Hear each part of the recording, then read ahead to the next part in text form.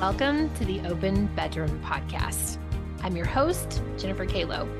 Welcome to conversations about open relationships, online dating, conscious uncoupling, and creating the relationship that truly aligns for you. If you enjoy this podcast, I hope that you do a couple things for us. Would you subscribe?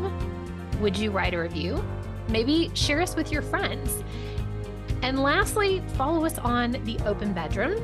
We are on TikTok, Instagram, Facebook, Twitter, and YouTube. I hope you enjoy the show.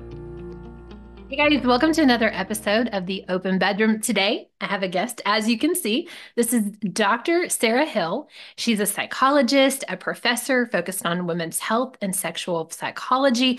And biggest thing here is she's an author of the book, This Is Your Brain on Birth Control. This is a subject I've never had on the podcast before, but I'm really, really interested in it. So Sarah, would you take a few minutes and just introduce yourself, whatever you want to tell us, and let's just jump in. Sure. So I'm a psychologist, as you noted, and I've been doing research on women's health and sexual psychology and hormones for about 23 years now, since I first got into the field. And yeah, and I'm the author of This Is Your Brain on Birth Control, which I know we're going to be talking about today. And I also work as a consultant for Cougar Life, which is an app for women who are looking for age gap relationships. And I also do some other consulting work for different companies with birth control related products. And we're trying to crack the code in how to give women more positive experiences on the pill. How exciting. I did see the cougar aspect of Yeah. potential conversations. If you want to weave that in, feel free. That's Yeah. obviously a sexy and fun conversation to have too. Yeah. So I ended up just as a side note, I ended up getting involved with them because I have always been really interested in sexual double standards that we have for women, where we have these rules for women and like what women can do and what men can do.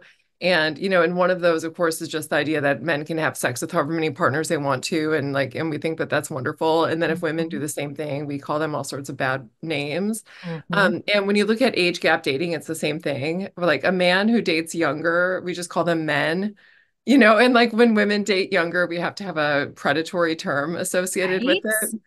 So what Yeah. kind of predatory term would you give to a man? If like we were going to throw out terminology, what would you call it? I like what do you call them? Like a cradle robber? But that sort of goes both ways, Like Yeah, we don't have a word for that. I Just know. like we don't have a word for a male slut. It's just like we haven't come up with that Mhm. yet. And it's a very similar type of thing where we create these labels to these pejorative labels that label women's sexual behavior in a bad way, but like we don't have the same thing for men. And anyway, so that's how I ended up working with them, because I think it's such an it's an empowered company, in that they're just like putting it all out there and taking the term cougar back, and Mhm. being something that's positive for women. So anyway, that's my spiel about that. That's so yummy. Yeah.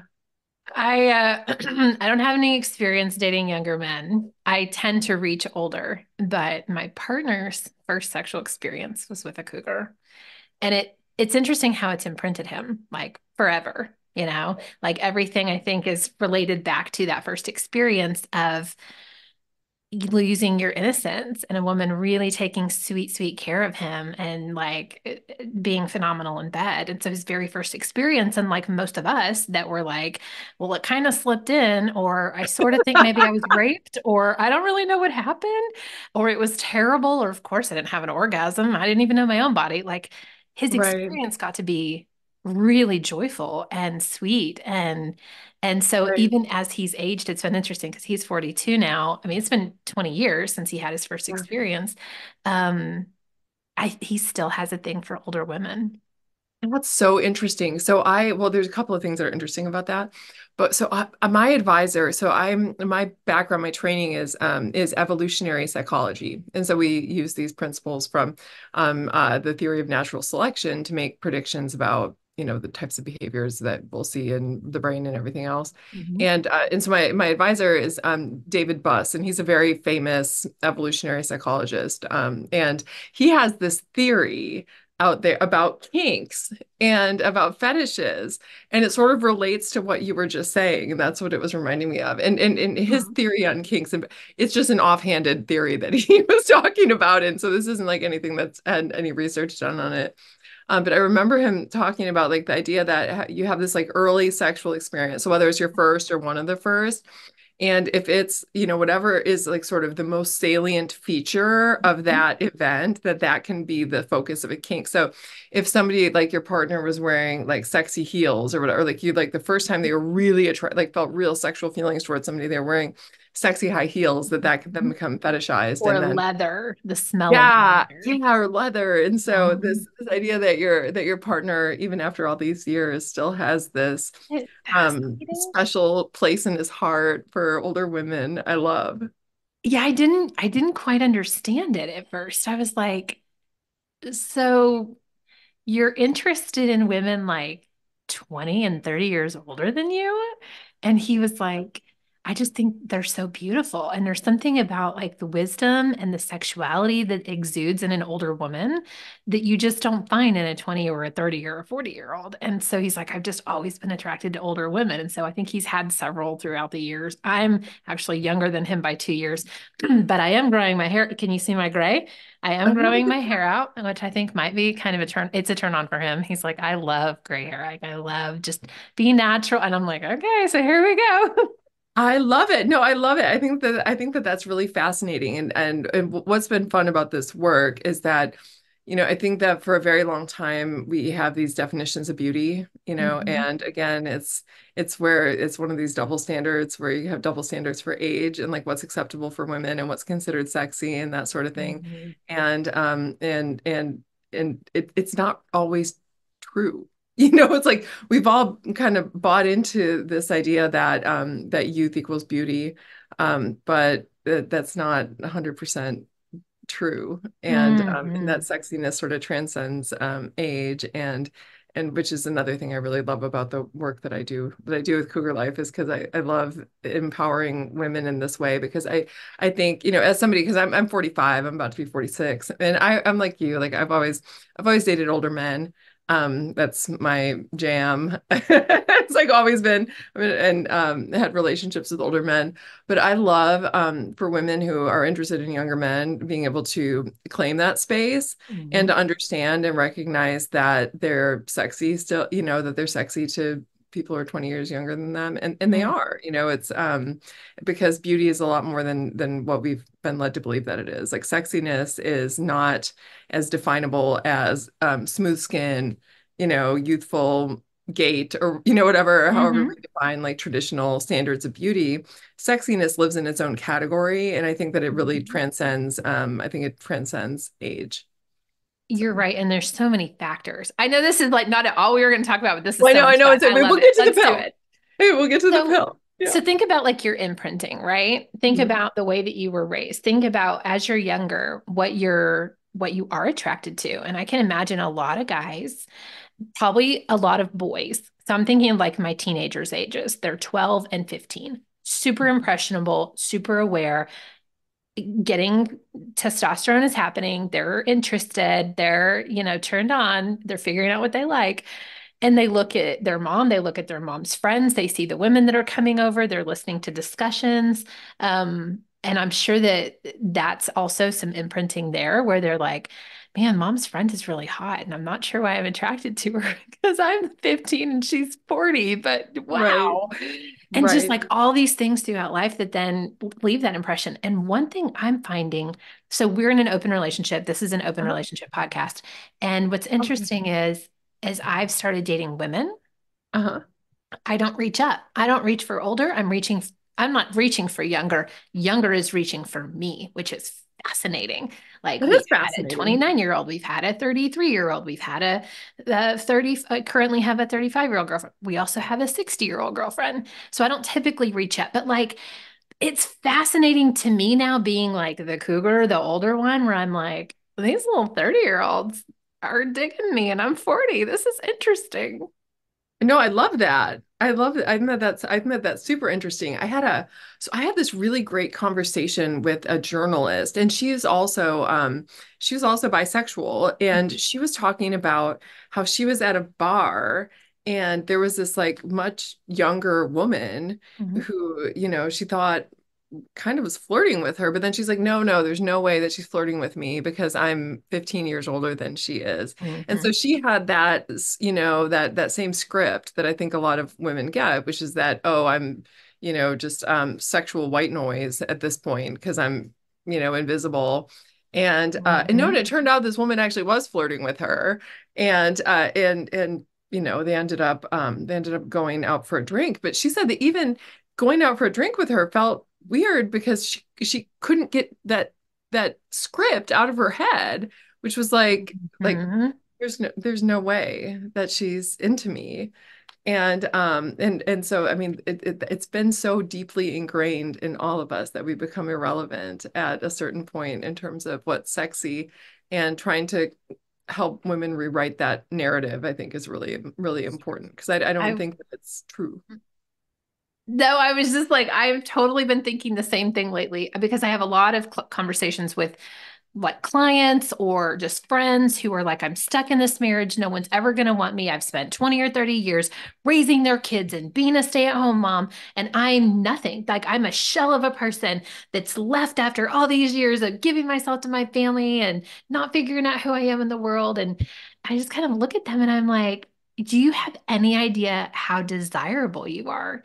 I mean, Right, besides the fact of you don't know who you are, that's a whole process in itself. But, you're beautiful and interesting and fun to talk to and, love to salsa dance. Like, you have a lot going for you. Do you know how many right, women are on dating apps and don't even know that they like to salsa dance? Like, there's right, a lot of us that haven't figured that out, and nobody is undateable. I mean, right, maybe a few people are undateable, but most right, people are not undateable. Most people right. could jump on a dating app and be, especially women, and be blown away at the amount of men that are like, you are so sexy. Right. Yeah, which I mean honestly, like, so I've got girlfriends who are on the dating market, and Hmm. when they go through a breakup, that's always the recommended cure. From I'm like, go on the dating apps Yeah. and just feel loved. Just like go on and get the love Oh. and feel the love, because Hmm. I think that sometimes, especially as women, and once we get into our 40s and beyond that, it can it's yeah, you get that feeling, right? You hear that voice in your head that tells you that I'm a shell of a person, there's nothing left, blah, da, da, Hmm. da. And yeah, and the popularity of an app like Cougar Life, for example, I think is like wonderful antidote to all of that, because it does really well. And there's a lot of, awesome and beautiful women on there, and they're meeting interesting young men who are interested in them and creating meaningful Hmm. relationships. And so, that narrative isn't true. I bet that is so yummy to be in your 40s and have 20 and 30 somethings being so into you.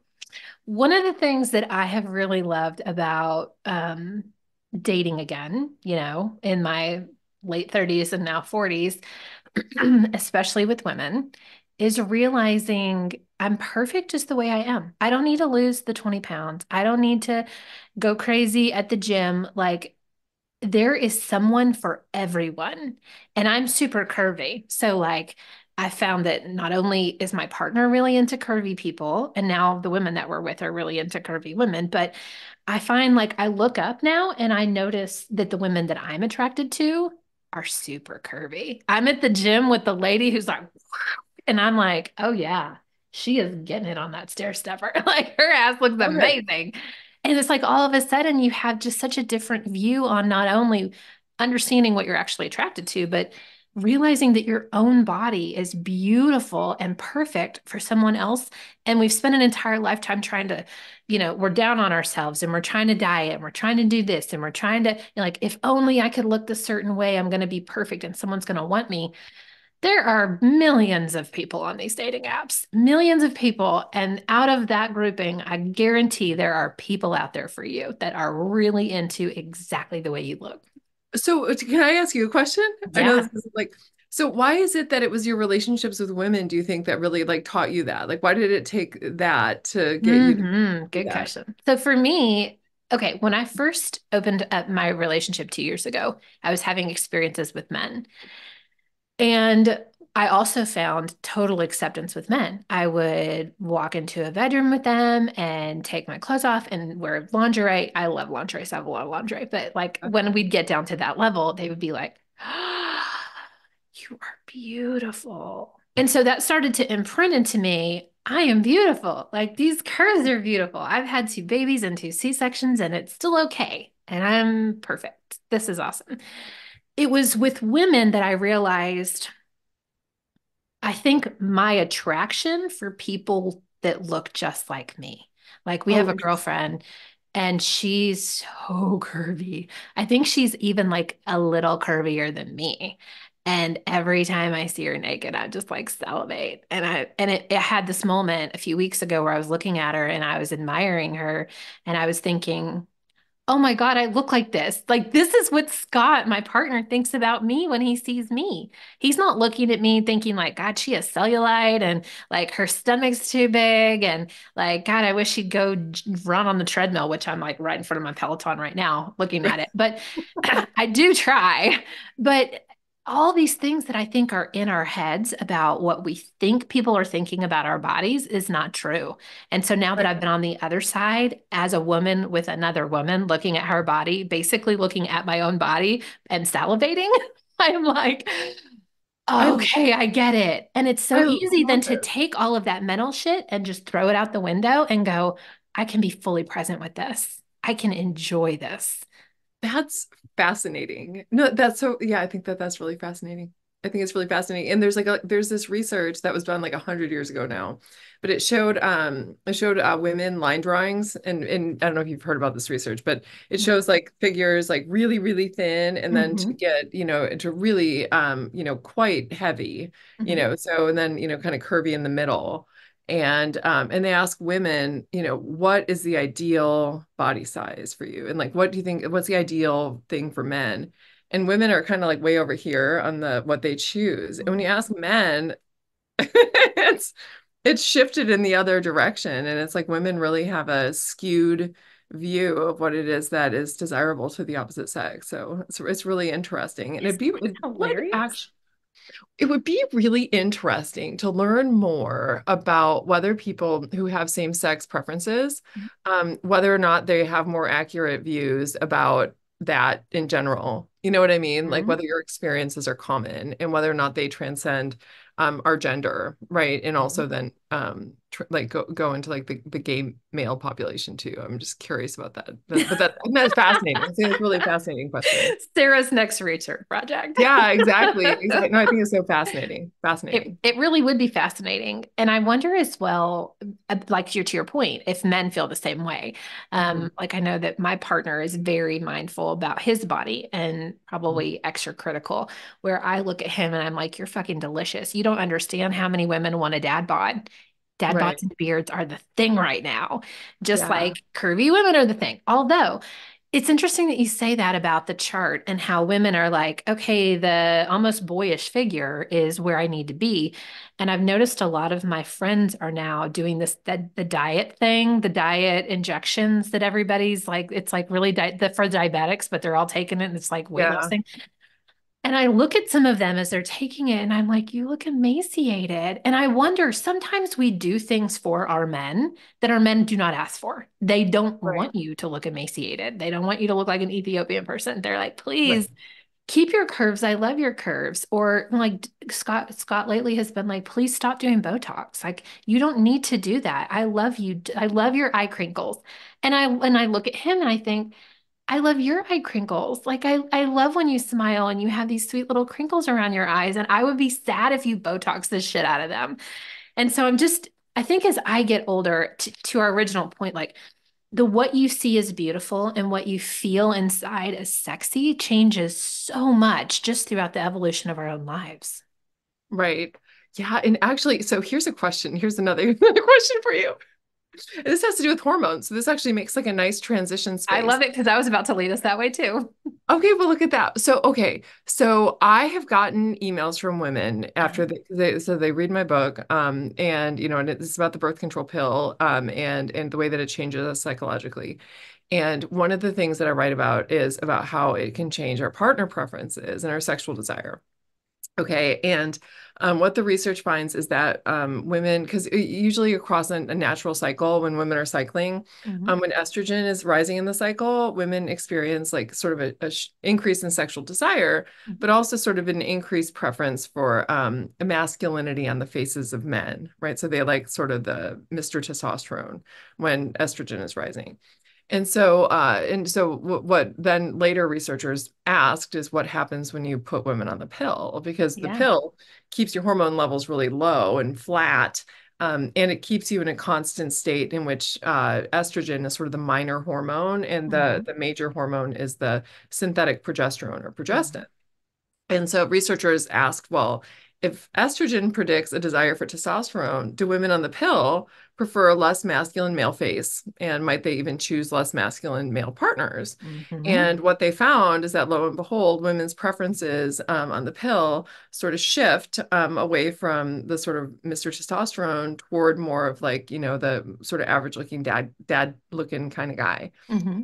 And they actually found that the partners so men whose partners chose them when they Hmm. were on hormonal birth control, that they have somewhat less masculinized male faces compared to like a sample of men Fascinating. who were chosen by their female partners when they were off of hormonal birth control.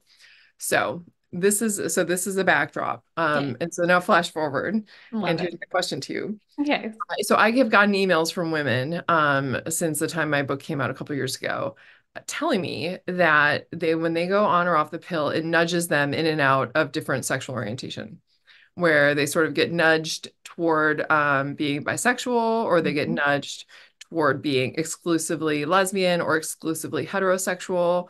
And Mm. and to me, I mean, given that we seem to know that women's hormones seem to be related to partner preferences, it seems obvious to me that, well, that of course that could happen, right? Because if you're kind of on the border and you have a hormonal change, it could kind of nudge you in or out of Yeah. wherever you are, if you're kind of borderline in terms of your preferences. And so I am curious with you, do you Mhm. think any that it could be hormonal changes? Because I've become really interested in late age lesbians, because I'm Yeah. like this has to be a thing where it's not just that it was like women who were like You're in the like it's closet. hormonal based, which it could Well, be. that's what I think though. I think that there's a possibility that there's some involvement, at Mm. least in some cases, where that could be what's happening. Okay. I was hoping you would lead us to the hormones because I have a different question for you Okay, about okay, that. well, okay, yeah, yeah. But I will answer your question first. For me, it was situational and it was allowing myself to explore. So, and then I'll give you a backdrop on my hormones and my relationship with birth control. Um, so I've always been with men. I have an experience that I just talked about this week, I think actually in my social media, where you'll see a lot of girl on girl stuff. Where when I was a young girl and I was, I don't know, first or second grade on a playground, there were these giant, like monster truck tires cut in half. So I realized with my friend Sarah that we could press our little bodies inside the tires and then your faces are together and nobody can see you. And so we practiced kissing in there. And I was like, this is fucking awesome. I like girls. But it was the only time I ever explored girls as a girl, you know? And then as I progressed into being a teenager and I've always been very sexual. Like coming out of the womb, even as a little girl, I've been very sexual. And so for me, the predominant sexual desire was for men. And so I was always all about the boys. And then I noticed as in my second marriage, as we began to open up our relationship, and I was like, this is a great opportunity to see if I'm really bisexual or not, or if I just think women are beautiful. And so I had my first experience and I was like, fuck, this is awesome. But, and this is where my question about hormones comes into play. I noticed that her hormone profile, her scent was not appealing to me. Like I loved her body and I loved feeling like boobs and curves and softness, but I wasn't like, I can't wait to do this again. I was like, there's something a little bit like I'm off. And I'm very aware of scent. And I've been very, very aware of men's scent. And it's like intoxicating to me. But Mhm. there was something about this experience. And then I had another female experience, and the same thing happened. And I was like, okay, in my mind, I have this fantasy that I'm smelling a woman's hair and it's like fresh spring flowers and her skin is delicious and I just want to devour her, you know? Yeah. And it wasn't happening. And so I was thinking, maybe I'm just not bisexual. Maybe this really isn't for me, although I really am enjoying their body. I just like, I don't like the smell. And then I had another experience and I was like, oh no, this one smells good. And then I had another one. Oh, this is great. And so it was, to me, it's very much, it's like primal. So Uh-huh. I'll kick it back to you and then I'll come back and ask my question about hormones. That's fascinating. So, to start with, there's a lot of research that finds that women are more sensitive to scent, like generally, and in especially in the domain of mate choice. And so, like for men, it's just that they don't notice it as much, Mhm, like we do. And I know so many women, and I'm one of them, mhm, where the scent thing is a big deal, where it's like, nope, this isn't my person. And even if you have like an amazing conversation and you really like them and they're perfect on paper, if they don't have the right smell, and then it's just like sexual murmur. mhm, Murmur. And evolutionarily, this is, reason to be something that plays an important role in terms of partner choice because of things that are related to genetic compatibility. And so my, guess would be that some of these people whose scent is not appealing to you, that there's something about them that would be sort of genetically incompatible with you, and that's kind of what you're picking up on, and then is making your brain sort of go, red light or green light. mhm, But and there's also research showing that where you are in your cycle can mhm, impact the scent of other people.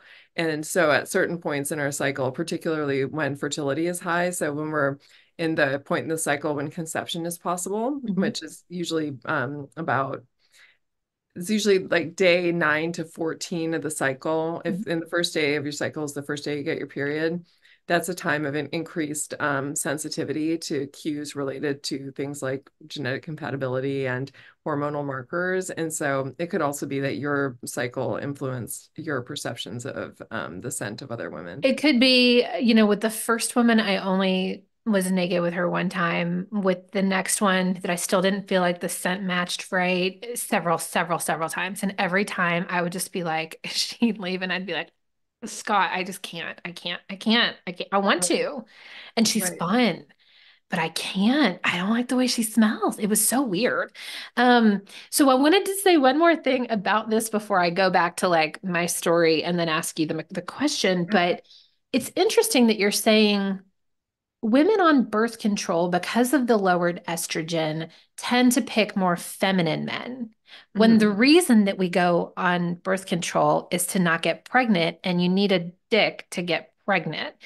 And Yeah. then when you're off birth control, then you're attracted to men again. So then you get back on it, and then you're not attracted to the guy that you picked.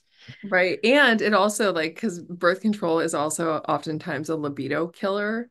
So it really lowers your Mm. sex drive. And again, it's that cruel bind where it's like you go on it because you're trying to have sex. Isn't that And then, frustrating? yeah, I and then imagine you're the on it. husbands that are like, you just tricked me. Like you wanted to get married or you wanted to move in and you got on this birth control so that you wouldn't get pregnant and now you won't fuck me. I don't know what's wrong. Yeah. I feel It's funny captured. because I had a girlfriend of mine tell me, she's like, I literally thought that the way that the birth control pill was keeping me from getting pregnant was by making me never want to have sex again. That's so I sad. know it is sad. It's just the worst. I think And it's the the worst. options aren't great. Like we talk a lot about this because we're in an open relationship. Condoms freaking suck. They suck for the guys that are like, Scott is so sensual and he's like, I want to feel all of you. And when I'm literally feeling like I can't feel anything, it's not fun for me. I don't want that. Like I want to be in there, you know? And then we've talked about vasectomy as an option. We've talked like, but then you have to still worry about STI. So I feel like there's no great solution unless you have it. You wrote a book, so you would have it. Yeah, no, I don't have it. No, I sure Okay. don't. Like, there's, I'm with you with condoms. Like, And for whatever reason, I don't like them. Like they ruin it for me, which it seems Mhm. silly because it shouldn't be that different, but it really feels very different to me. Mhm. And so I don't like it. And the pill is not perfect. And there's other, options that aren't perfect either. Like natural family planning Mhm. is which now is like the fertility awareness method, which is the sort of more like accelerated way of looking at that, where you understand your cycle and know where you are and track your cycle based on body temperature and fertile mucus and all of this stuff. And then just like don't have, penile vaginal intercourse during the times in your cycle when conception is possible. And then, but that's like, not everybody's great at tracking their cycle. Right. And And I would do that with my primary partner if that's what we chose to do, but I would never do that with another partner, a third partner, or a person who's married. Can you imagine? Like, we just got your wife pregnant. I can't even, no. no, it's really bad. And so yeah, you can't do that. Like Right. that wouldn't be a good setup for that. And it also wouldn't be, because I've got a teenage daughter and I think Hmm. about with her, like there's no way in hell if she came home and was like, all right, I'm, sexually active, that I would recommend that. Like, because then I would end up, I mean, You're it would like, just be, here's an app, track everything, and here's a thermometer, keep this by your yeah. bed. And she's Yeah, like, no, I mean, what? it's like she'd be like, no, like I can't even turn in my Spanish homework, Right. like, Exactly. trust me with my fertility. No, so there's not a lot of great options. And I think that the best thing is yet to come. Like one of the things I'm really excited about is there's this new gel that they're saying it is non-hormonal for men. Because they've Mm. had one for a while that lowers testosterone so much that it prevents them from creating sperm, and that's not good.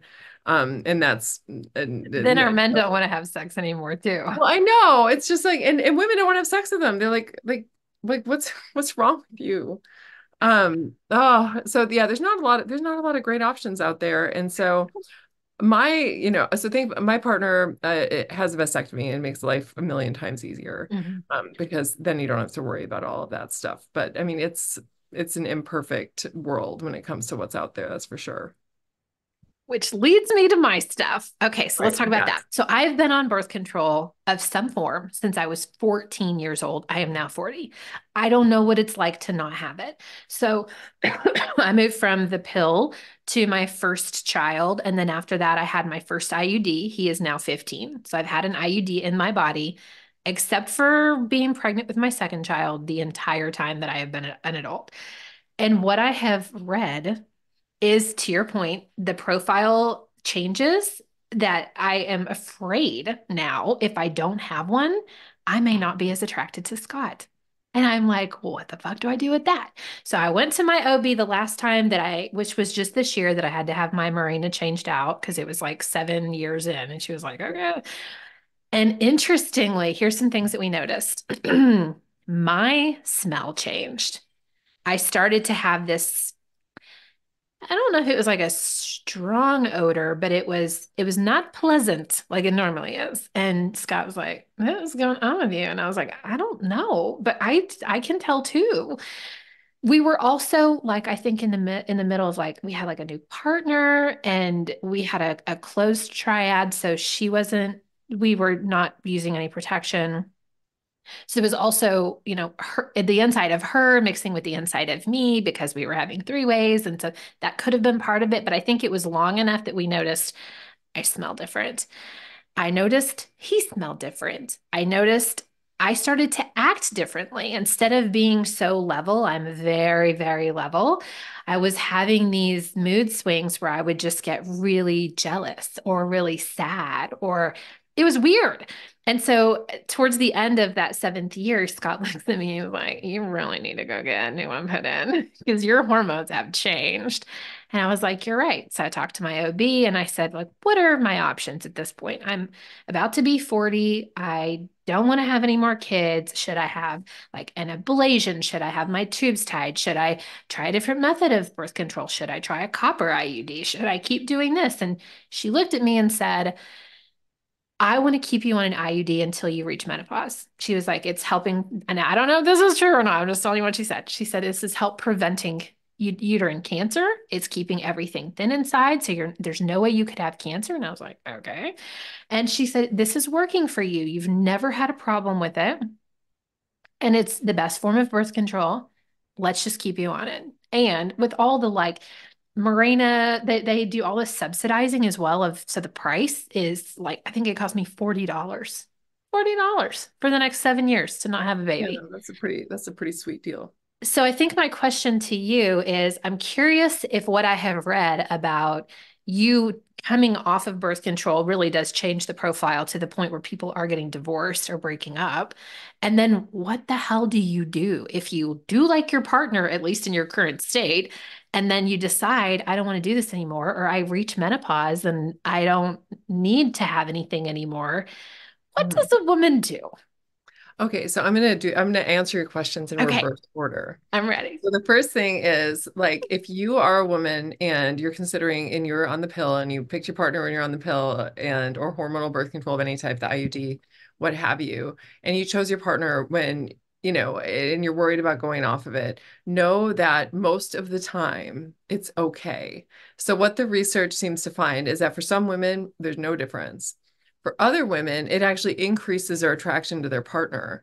And it's because they, chose somebody who is like, genetically and, compatible and all that stuff without even knowing, and this is the case, half the time, roughly half the time, right? You get a case where you just get increased attraction, and you get increased sexual desire because once you start cycling again, that usually is associated with an uptick in libido.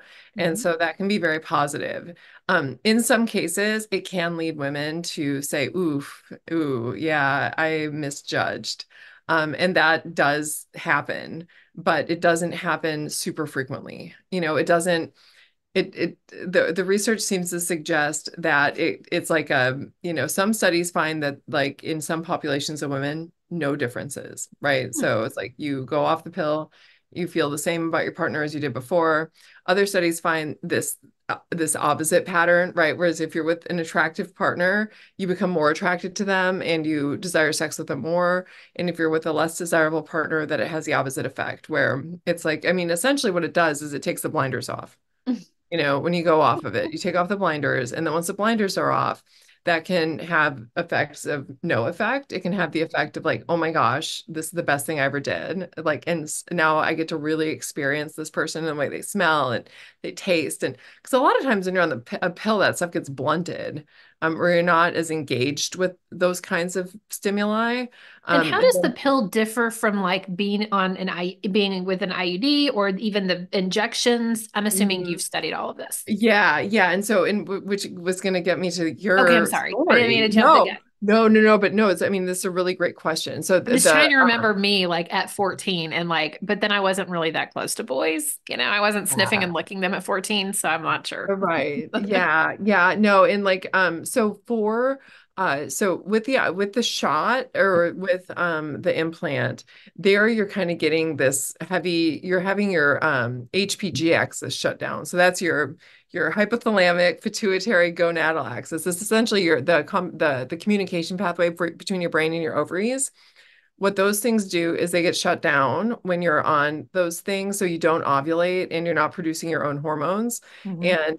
And so your hormone levels are kept pretty low, and you generally, like, the blinders are going to be on. I mean, it's going to be just like the pill. You're Okay. going to have the blinders on, where you're not getting those boosts in estrogen, because estrogen is kind of what is kind of like taking the blinders off, where you're like, ooh, like I'm really into this.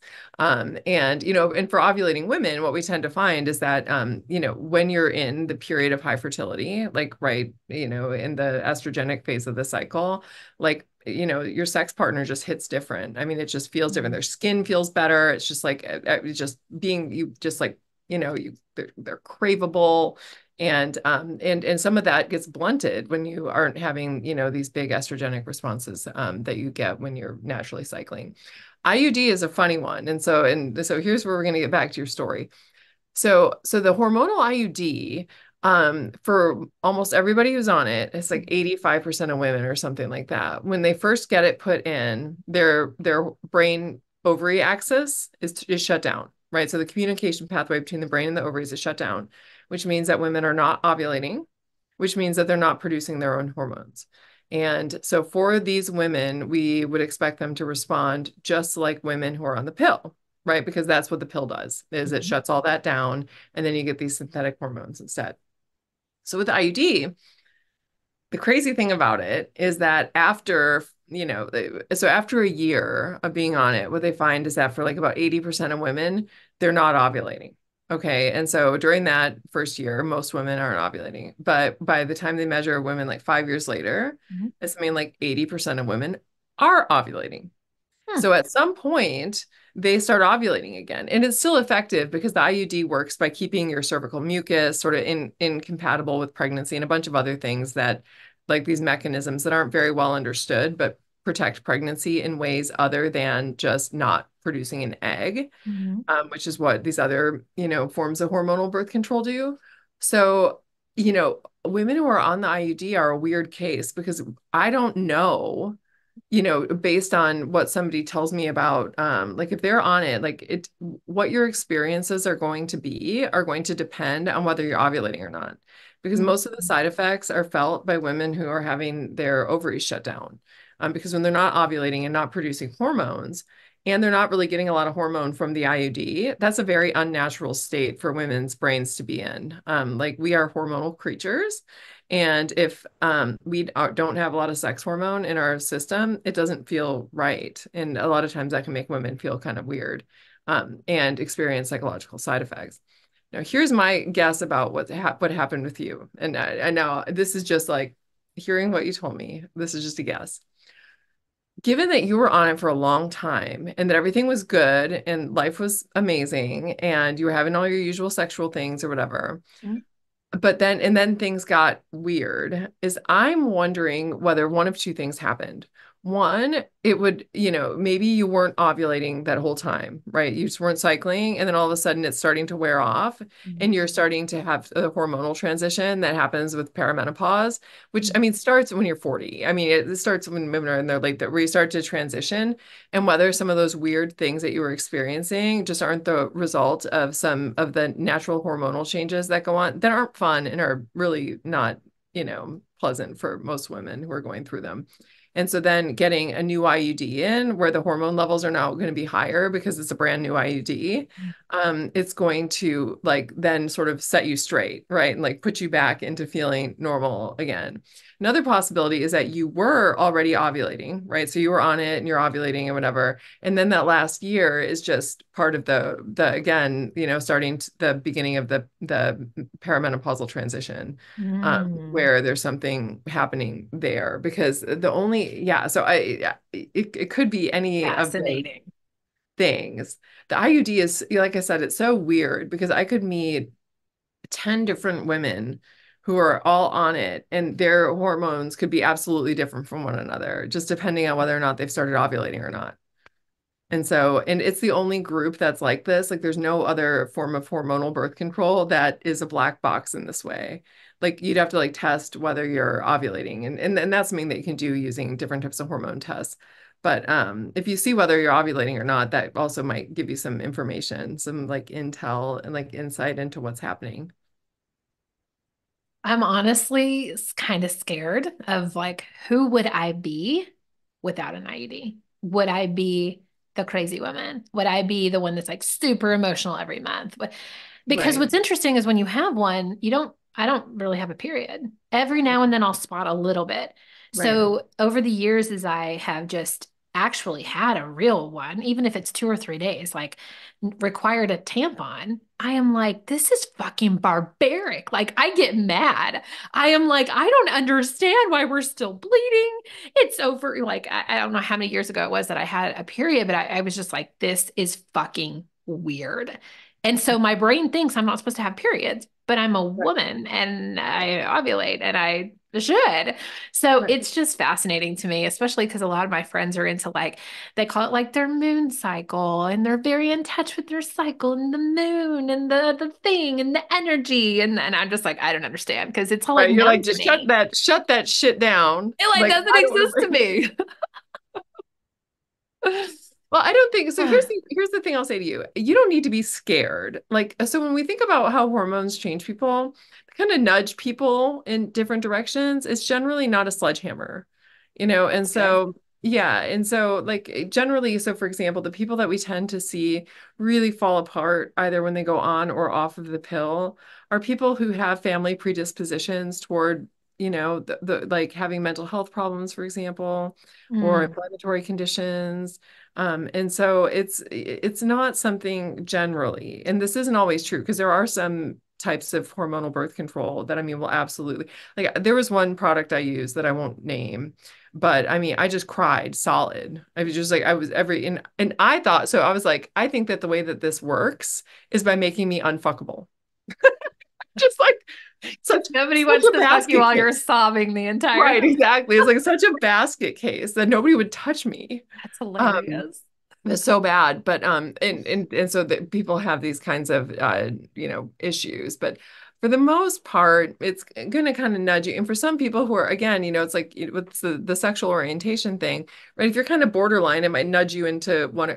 But usually, the people who are being nudged aren't like, oh my gosh, I was so heterosexual, like I would just, and then all of a sudden I'm so, lesbian. Like it just doesn't work that way. It's kind of gives us a little push. And so for the most part, what we tend to see is that it leads to whispers and not shouts.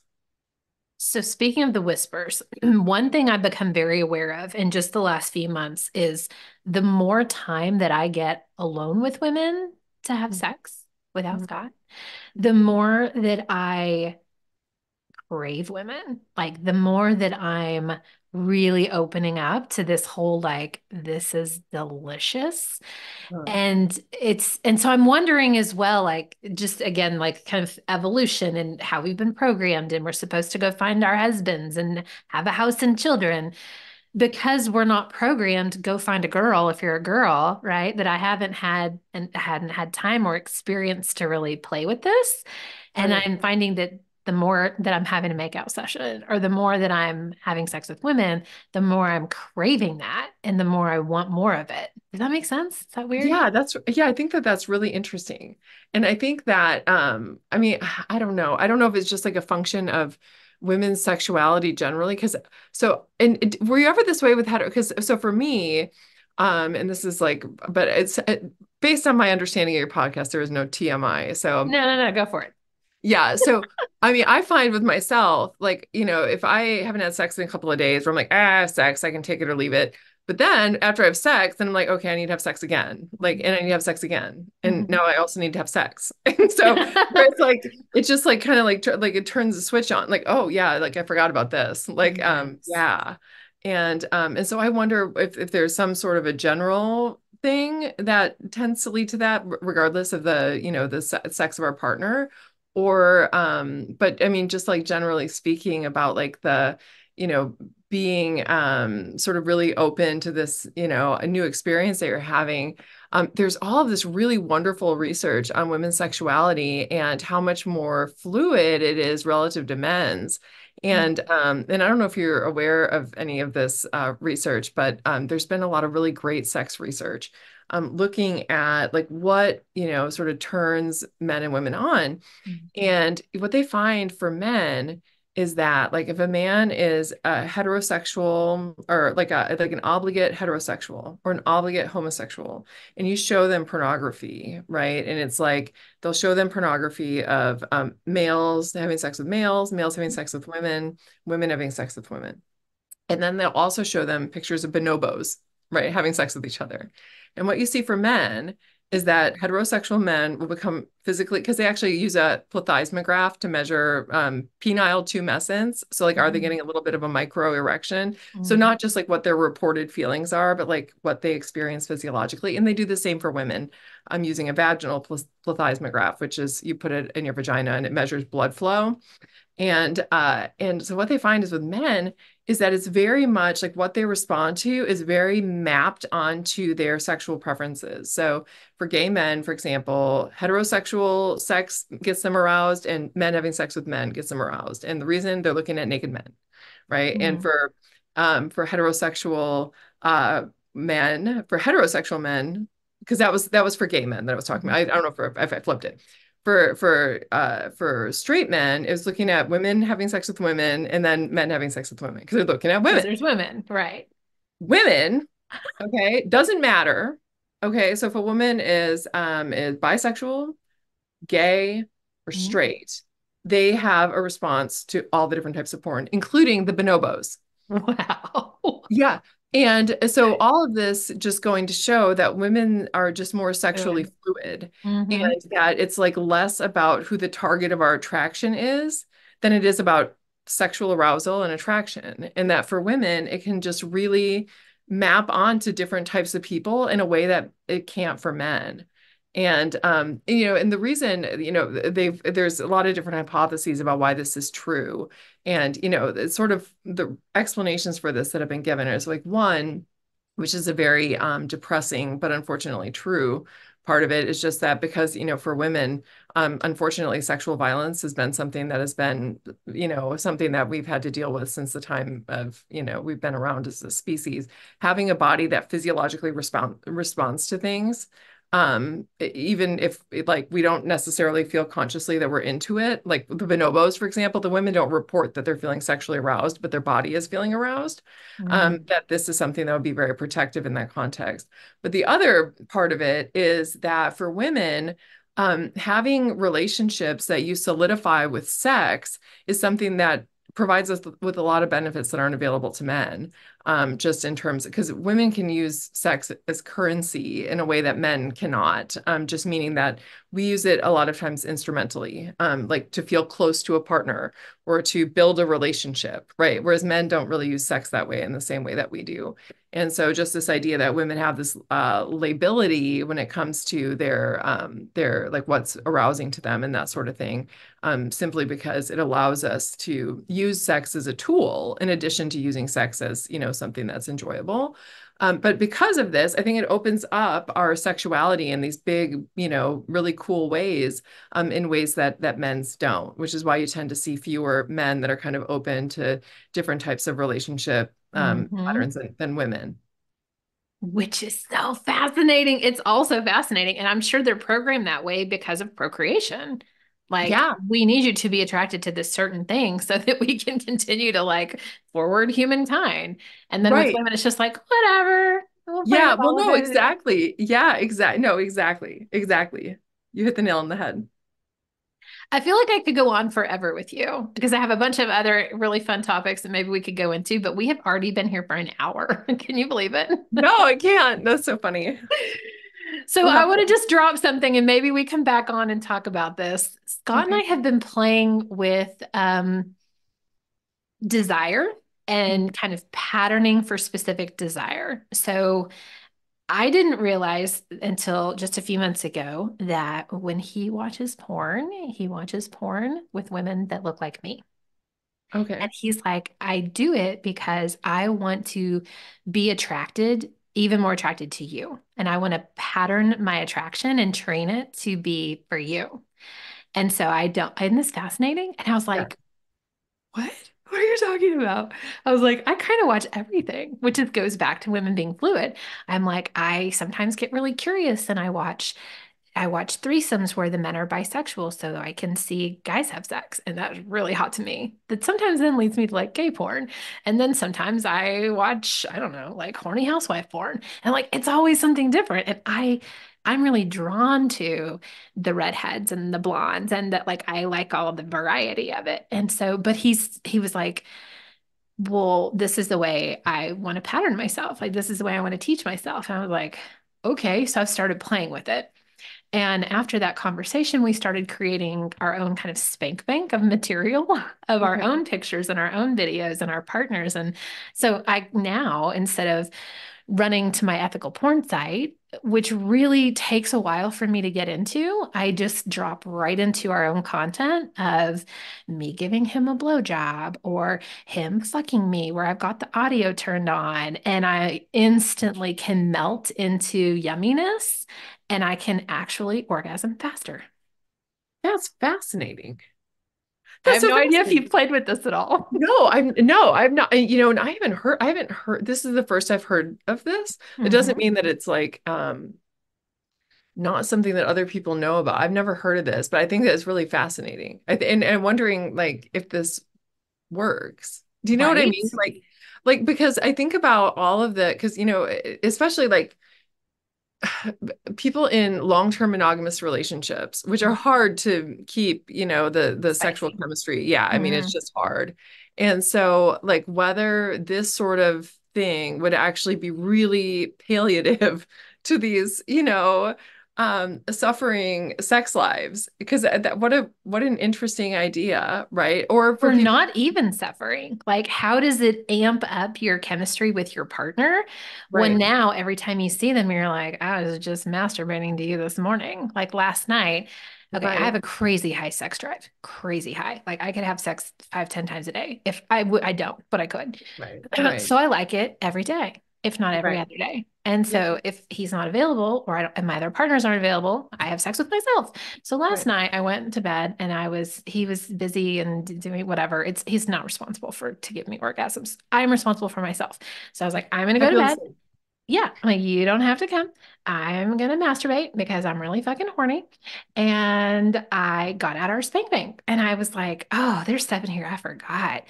And it just like it's instant. It's amazing how it instantly draws me into the moment where I was like, I remember because I was there. Or like I remember I wore that outfit and you came over to me at lunch and asked what I was doing. And you came and you were hard and I got on my knees and I blew you right there. I have a picture and a video of that and I can drop right into it. And so it's interesting because you think no one's doing this because we have the giant cafeteria in front of us. Why would we choose macaroni and cheese every day to eat, right? Right. But we could condition ourselves to crave macaroni and cheese every day. I don't know why I chose that, but out of the cafeteria, that's probably Yeah. what I would go for first, Yeah, right? no, me too. Hmm. Carbs. So No, it's that's just a thought. I just thought I'd throw it out there, and I was curious as a researcher if you've ever no, I thought of think it. that's I know I think it's fascinating. And I think that there's something there. And even like for people who aren't quite as adventurous who'd want to film themselves, for example, like I'm just like thinking of like, Hmm. the more puritanical side of things, like whether just watching porn with people who look like their partner, like whether or not that could be like really, like Juicy for them. yeah, exactly. Like, or whether, and I was thinking on the other side too, like people who like have an issue because they watch too much porn and so that it's kind of, because you hear that a lot about like how men are watching too much porn and it's kind of ruining them for like real people, like Uh-huh. for human women, for heterosexual men. And whether, if you've got a dude like this Hmm. and he's like trying to invest in a relationships, but he's finding himself in this space, like Hmm. whether if he started to like really curate his porn collection to feature people that are more like his partner, or whether or not that would sort of create the kink around his partner, and that would then Hmm. give him the type of sexual fulfillment that, he felt maybe was lacking before that. And I think that's a really Hmm. fascinating idea in a way. Like, 'cause I think that, it's like the tendency that society has to think about porn is that it's bad and it's evil and it ruins relationships. But I think it can be a tool, right? A really great tool. And coming up, thinking of ways that we can sort of use our porn strategically within Hmm. the context of a relationship, I think is fascinating. I also love I love anything audible porn. So I'm Yeah. really into that. And I feel like it's such a great tool to Mm. remind us to use our minds, to use our imagination. Sometimes it puts you in a situation mentally that you're like, oh, that would be fun. I can bring that into the bedroom the next time. Also, you get to use your mind and who you imagine that your partners look like, right? So you can Right. pull from current partners or previous partners or people that you've never met that you imagined in a book or whatever. Yeah, and you It's can probably also my make your favorite. yeah, and you can also make yourself who you want too, That's true. because there was this really great study. So there's a sexologist and she studies women's sexuality at UT Austin, where I did my undergraduate degree. And her name is Cindy Meston, and she's fabulous psychologist. And she was doing studies on, what sexual arousal in women. Hmm. And generally, what you find when you put like people in front of a mirror and they see themselves and you like show them some sort of an emotionally evocative thing, they become even more engaged in it when they see themselves. So, for example, if you show them something scary and they're looking at themselves, they're like extra scared. But what she found with sexual arousal is that if you're watching porn and you see yourself, it actually kills your libido. It just makes you not into it. But I think it's because for women, so much of desire and is imagining yourself as this like, this seductress and whatever. And when you're looking at yourself and you like see that you have a crease under your eye right there, and you know what I mean, like a little funky thing happened with your eyebrow, where then it like totally kills your libido because you can't Oh, imagine yourself as this like, you see the, your whatever your kid left on your shirt or whatever, and it just like kills it. Because part of the fantasy is imagining yourself as this like object of desire. And which I think is really fascinating with women's sexuality. And again, this is one of those things where it seems to be very female specific. that's fascinating because I actually feel the opposite, where I want to watch. I'm a very high voyeur. And so we were having a three-way a week ago or so. And I have this big, tall mirror and I pulled it right by the bed. And I had Scott and our female partner and me, and I was like riding him, and I can see her ass in the mirror, and I can see my ass going up and down on him. And I was so fucking turned on. I just had an orgasm just looking in the mirror. So I enjoy watching me again Yeah, because well, I've but you're in a sexual act. So do you think true. that you just like if you were just like sitting in a chair in your sweater and like watching porn and you see yourself out of the corner of your eye, do you think that you'd be like, wow, like Yeah, yeah, I don't know. I'll have to um, play with this because the mirror's still there. So I could, take a look and right, see. yeah, yeah, I mean, yeah, just like I've yeah, done mirror exercises where like you look at your vulva and sometimes I'm like, I'm a little turned on by this.